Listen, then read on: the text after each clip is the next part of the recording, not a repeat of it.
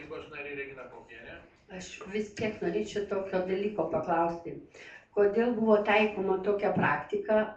Ar ir dabar šiam biudžetui taikysit, kai, reiškia, atliekami darbai ir neateinant su projektais į tarybą, o dabar imam, reiškia, paskolą ir dengsim padarytus darbus. Tai aš manau, kad tiesiog gal pagal etiką turėtų būti paruošti projektai jūsų skyriaus darbams, gausite, juo labiau, kad biudžete nebuvo numatyti finansavimai. Tai aš manau, kad čia tai yra labai bloga praktika.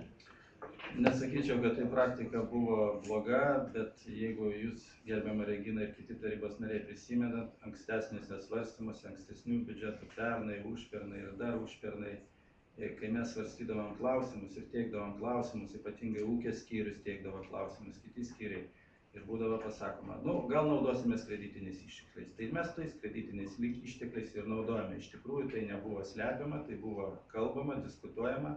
Na, o šiemet, galiu pasakyti, tikrai nei vienas klausimas nebus priimamas be tarybos sprendimo.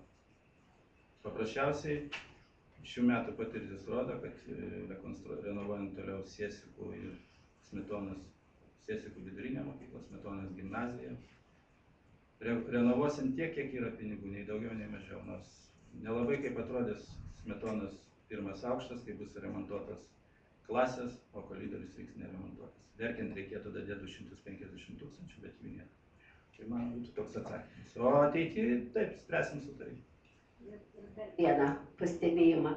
Reiškia, pasižiūrėjus, ir čia yra faktai, kad pasižiūrėjus pagal sąmatą, tai yra vos ne euro remontas, reiškia, įvardintas, kad pagal sąmatą, o faktas būna, tai tiesiog apgailėtini dalykai. Tai va, aš manau, kad čia turėtų irgi, kurie priima darbus tuos, tiesiog irgi turėti tokį jausmą, kai sąžinė, sako, reiškia, jisai negali būti, reiškia, kaip žiurkėnas, arba miega, arba graužia. Tai aš manau, kad turėtų graužti tiesiog sąžinę už tokius darbus.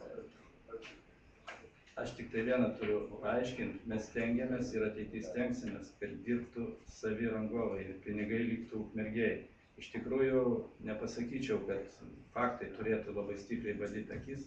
Aišku, kiekvienų statybininkų darbe yra broko, galima prisikabinti prie vienų ir prie kitų, bet šiaip aš, atvirai pasakius, esu savų Ukmergės statybininkų darbų patenkintas. Statybų eigoje, renovacijos eigoje būna ir pykčio, visko būna, bet sprendžiam tai klausimą. Gerai, ačiū. Daugiau klausimų? Jeigu klausimų nėra, ačiū direktoriui. Ačiū. O dabar skelbiama 15 minučių pertrauka.